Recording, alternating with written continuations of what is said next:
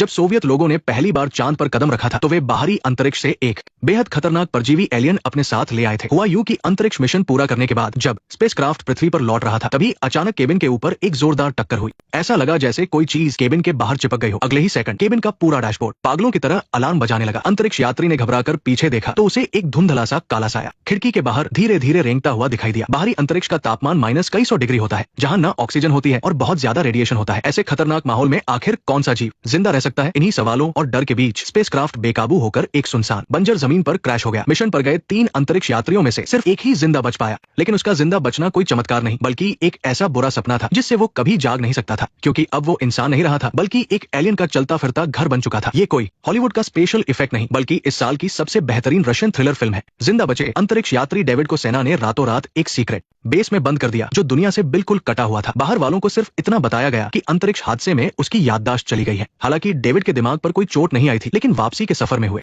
हादसे की उसे कुछ भी याद नहीं था। आधी रात को आइसोलेशन रूम में अचानक उसका शरीर कांपने लगता, मुंह से काला खून निकलने लगता और एक चिपचिपा ट्यूब जैसा एलियन धीरे धीरे उसके गले से बाहर आता। ये दिन में सोता और रात में निकलता था और इंसानों के डर वाले हार्मोन खाता था। लेकिन सिर्फ 2 दिनों में ही इसने डेविड के गहरे घावों को पूरी तरह से ठीक कर दिया था, जिससे उसे एक आम इंसान से कहीं ज्यादा ताकत मिल गई थी। सच का पता लगाने और डेविड की खोई हुई याददाश्त वापस लाने के लिए सेना ने सारा नाम की एक डॉक्टर को सजा माफ करने का लालच देकर बेस पर बुलाया। उसका लाइसेंस लगभग कैंसिल होने ही वाला था। उसे लगा था कि ये बस एक साधारण सा एमनेशिया का केस है, लेकिन देर रात सिक्योरिटी कैमरे में उसने एक ऐसा डरावना नजारा देखा जिसने उसके होश उड़ा दिए। वो मॉन्स्टर पूरी तरह से चिपचिपा था और हवा के संपर्क में आते ही उसका रूप बदलने लगा। उसका पतला सा शरीर अचानक एक डरावने सिर और हाथ पैरों में बदल गया। उसकी त्वचा का हर एक इंच रेंग रहा था और उसमें से बहुत ही अजीब सी बदबू आ रही थी। सारा अपनी उत्सुकता नहीं रोक पाई और शीशे के दरवाजे के पास जाकर उसे करीब से देखने लगी, लेकिन उसे देखते ही सारा के रोंगटे खड़े हो गए और वो डर से कांपने लगी। ये जीव पक्का हमारी पृथ्वी का नहीं था। उसके सिर पर 8 आंखें थी जो देखने में थोड़ी मासूम लग रही थी, लेकिन उनके अंदर एक खौफनाक चमक छुपी थी। अगले ही पल उसने अचानक हमला कर दिया। उसके जोरदार वार से शीशा बुरी तरह हिलने लगा। इतनी मोटी शीशे की दीवार होने के बावजूद सारा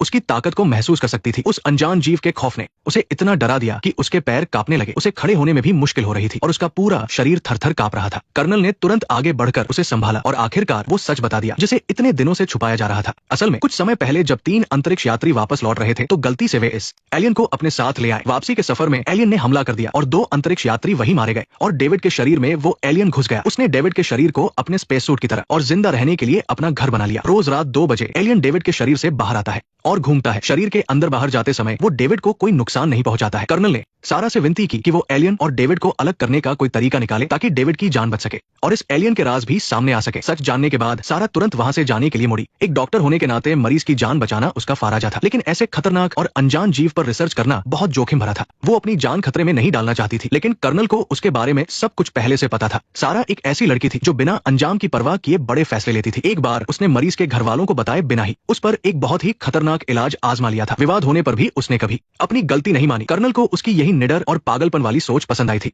इसीलिए उसे यहाँ बुलाया गया था। वो जानता था कि सिर्फ सारा ही इस एलियन का सामना कर सकती है। आखिर में कर्नल ने भावुक होकर उसे समझाया कि वो अंतरिक्ष यात्री हमारे देश का हीरो है और हमें उसे बचाना ही होगा। हमें एक ऐसे एक्सपर्ट की जरूरत है जो रिस्क लेकर हमारे हीरो को बचा सके। कर्नल की आंखों में उम्मीद और पक्का इरादा देखकर और डेविड की उस बेबस हालत के बारे में सोचकर सारा ने आखिर में रुकने का फैसला किया। पुरानी रिकॉर्डिंग और सभी रिपोर्ट्स देखने के बाद सारा को पता चला कि एलियन और डेविड के शरीर आपस में गहरे जुड़ चुके हैं। अगर कोई भी उन्हें अलग करने की कोशिश करता है तो डेविड की हालत अचानक खराब हो जाएगी और उसकी जान जा सकती है। इसके अलावा एलियन ने डेविड को बहुत ही कमाल की हीलिंग पावर भी दे दी है। उसे कितनी भी गहरी चोट क्यों ना लगे, वो कुछ ही समय में ठीक हो जाता है। दिन के समय एलियन डेविड के पेट में सोता रहता है और तब उसका साइज सिर्फ कुछ सेंटीमीटर होता है, लेकिन रात में वो एक खास तरह का जहर छोड़ता है जिससे डेविड की नसें सुन्न पड़ जाती है और वो बेहोश हो जाता है। कुछ घंटों तक बाहर घूमने के बाद वो वापस डेविड के शरीर में चला जाता है। होश में आने के बाद डेविड को एलियन के बारे में कुछ पता नहीं होता और ना ही उसे कोई तकलीफ होती है। उसे लगता है कि वो बस एक गहरी नींद सोकर उठा है। एलियन के बाहर आने का समय एकदम फिक्स था। वो रोज रात 2 बजे से लेकर पौने 3 बजे तक बाहर रहता था और ज्यादा जानकारी जुटाने के लिए सारा ने इस समय से पहले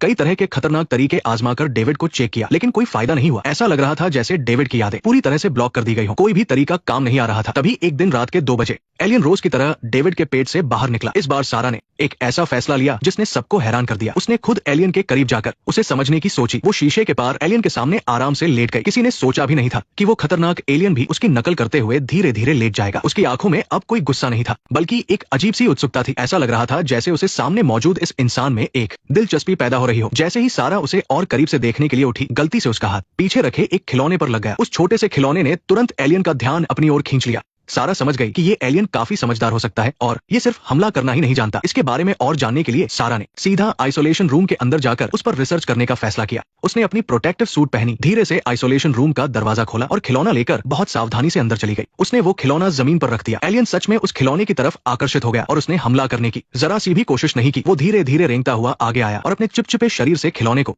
पकड़कर एक बच्चे की तरह उससे खेलने लगा। जब एलियन खिलौने में मगन था, सारा ने हिम्मत जुटाई और आगे बढ़कर धीरे से अपना हाथ आगे बढ़ाया। वो उसके सिर के पिछले हिस्से को छूना चाहती थी, लेकिन तभी एक गड़बड़ हो गई। सारा का पैर एलियन के उस चिपचिपे लिक्विड पर पड़ गया। इस अचानक हुई हलचल से एलियन एकदम चौकन्ना हो गया। उसे लगा कि उस पर कोई खतरा है और वो अचानक से झपटकर सारा को जोर से काटने ही वाला था कि कर्नल ने तुरंत सिक्योरिटी सिस्टम चालू कर दिया। एक तेज और चुभने वाली लाइट अचानक ऑन हो गई, जिससे एलियन डरकर पीछे हट गया और गार्ड्स ने तुरंत अंदर घुसकर सारा को बचा लिया। कर्नल ने भी जल्दी से आइसोलेशन का दरवाजा बंद कर दिया। इसके बाद कर्नल ने आइसोलेशन वार्ड में उस एलियन को देखा। उसकी आंखों में डर बिल्कुल नहीं था, बल्कि एक लालच था। अगर वो इस एलियन की हीलिंग पावर और इसके खतरनाक हमलों का राज समझ जाए और उसे अपने सैनिकों पर इस्तेमाल करके एक कभी ना हारने वाली सेना बना ले, तो उसके पास सबसे बड़ी ताकत आ जाएगी। इस युद्ध के समय में ये उनके लिए किसी खजाने से कम नहीं था। रात को कर्नल सारा की चोट देखने आया। अच्छी बात यह थी कि सारा को बस थोड़ी सी ही खरोंच आई थी और वो ठीक थी। सारा ने कर्नल को अपनी नई खोज के बारे में बताया। इस मुलाकात के बाद उसे लगा कि डेविड ने पूरी तरह से अपने होश नहीं खोए हैं। ऐसा लगता है कि उसका और एलियन का दिमाग जुड़ चुका है। जिस खिलौने में एलियन को दिलचस्पी थी, वो असल में डेविड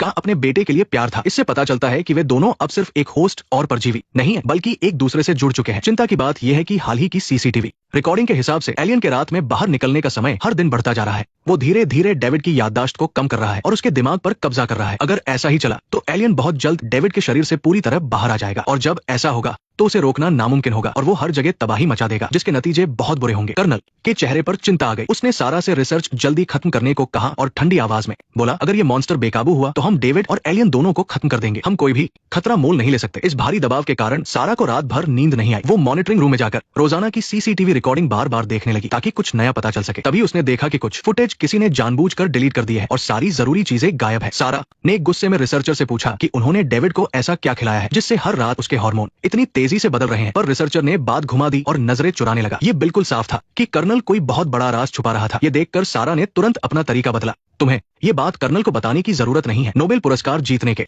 लालच में उस रिसर्चर ने बड़ा रिस्क ले लिया। वो चुपके से सारा को बेस के खुफिया हिस्से में ले गया और उसे गाड़ी में छुपा दिया ताकि वो खुद डेविड के खाने का वक्त देख सके। शुरू में उसे लगा कि ये कोई आम खाना खाने का तरीका होगा, लेकिन उसने जो देखा वो रोंगटे खड़े कर देने वाला था। सैनिकों ने एक कैदी को कसकर बांधा और उसे लोहे के पिंजरे में फेंक दिया। असल में हर आधी रात को वे डेविड को बहुत ज्यादा नींद की गोलियां देते थे ताकि वो गहरी नींद में सो जाए। उसके बाद वे उसके शरीर में मौजूद एलियन को बाहर निकालते थे। फिर वे एक खुफिया दरवाजा खोलते थे जो सीधा उस पिंजरे से जुड़ा था। सारा ने दूरबीन से साफ देखा कि एलियन धीरे धीरे रेंगते हुए कैदी की तरफ जा रहा है। उसने तुरंत हमला नहीं किया, बल्कि वो कैदी के चारों ओर घूमने लगा जैसे अपने शिकार के डर के मजे ले रहा हो। जब कैदी डर के मारे बुरी तरह कांपने लगा और चीखने लगा, तब एलियन ने अचानक उस पर छलांग लगा दी और उसे हमेशा के लिए खत्म कर दिया। फिर वो उसे खाने लगा। असल में एलियन सिर्फ मारने के लिए नहीं मार रहा था। उसका असली खाना इंसानों का डर था, जो डरने पर दिमाग से निकलने वाला हार्मोन होता है। रिसर्चर ने सारा को बताया कि अब तक 100 से ज्यादा कैदी उसका खाना बन चुके हैं। उन्होंने दूसरे जानवरों का भी इस्तेमाल करने की कोशिश की थी, लेकिन उसका असर इंसानी दिमाग जितना अच्छा नहीं था। डेविड की जान बचाने का सिर्फ यही एक तरीका था जिससे एलियन भी शांत रहता। इस खौफनाक नजारे को देखकर सारा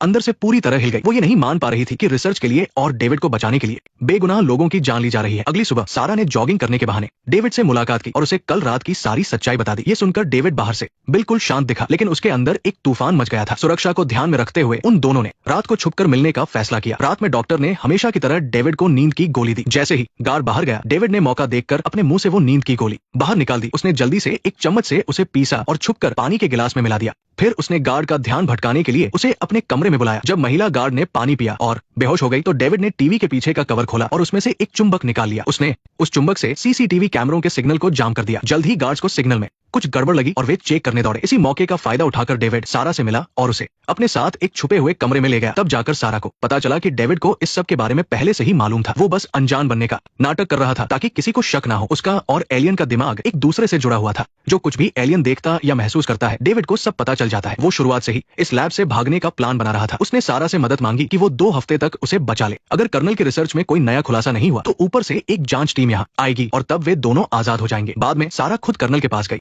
और उससे सीधे सवाल किया कि वो इतना बेरहम कैसे हो सकता है कि जिंदा इंसानों को एलियन को खिला रहा है। लेकिन कर्नल का जवाब बहुत ही कड़वा था। इस युद्ध के समय में जिनके पास सबसे खतरनाक हथियार होता है, वही शांति की बात कर सकता है। इस एलियन की खुद को ठीक करने की ताकत कमाल की है। अगर ये थोड़ा सा भी बच जाए तो भी खुद को पूरी तरह ठीक कर सकता है। इसकी रफ्तार और हमले करने की ताकत इंसानों से बहुत ज्यादा है और इसमें बहुत कुछ करने की क्षमता है। आपको पता होना चाहिए कि इस परजीवी एलियन का सबसे खौफनाक हिस्सा ये है कि ये अपने होस्ट के साथ जुड़कर और ताकतवर हो सकता है, जो आम जीवों से भी ज्यादा खतरनाक है। अगर हम इस एलियन की ताकत पर काबू पाले और इसे एक हथियार बना दे तो पूरी दुनिया हमसे खौफ खाएगी। फिर कर्नल ने गुस्से और नफरत से भरे स्वर में कहा, मैंने जो कुछ भी किया है वो उन खूंखार अपराधियों के आगे कुछ भी नहीं है जो मासूम बच्चियों तक को नहीं छोड़ते। वो लोग इस दुनिया के असली राक्षस हैं। उन्हें जिंदा रहने का कोई हक नहीं है। उन्हें इस एलियन को खिलाना उनके लिए बहुत आसान मौत है। ये सब सुनकर भी सारा अपनी बात पर अड़ी रही। चाहे कर्नल ने उसे कितनी भी धमकियां दी हो, वो उन कैदियों के हक के लिए लड़ती रही। उसकी नजर में कोई कितना भी बुरा क्यों ना हो, किसी को भी एलियन का चारा नहीं बनना चाहिए। कर्नल बिल्कुल चुप हो गया। वो कुछ नहीं कह सका, लेकिन वो अपनी सबसे अच्छी रिसर्चर को खोना भी नहीं चाहता था। सारा के मन के सारे शक मिटाने और उसे अपने साथ काम करने के लिए राजी करने के लिए कर्नल सीधा उसे वहां ले गया जहां एलियन अपना शिकार कर रहा था। वो उसे पास से दिखाना चाहता था कि एलियन का शिकार करने का तरीका कितना खौफनाक है। वो जानबूझकर सारा को डराना चाहता था ताकि वो एलियन से बात करने का कोई तरीका ढूंढ निकाले, क्योंकि ये परजीवी एलियन बहुत ही ताकतवर था। सिर्फ सारा ही उसे थोड़ा बहुत कंट्रोल कर सकती थी। कर्नल ने सारा को सिर्फ इसी वजह से रोक कर रखा था ताकि वो जल्द से जल्द इस खतरनाक जीव पर काबू पा सके।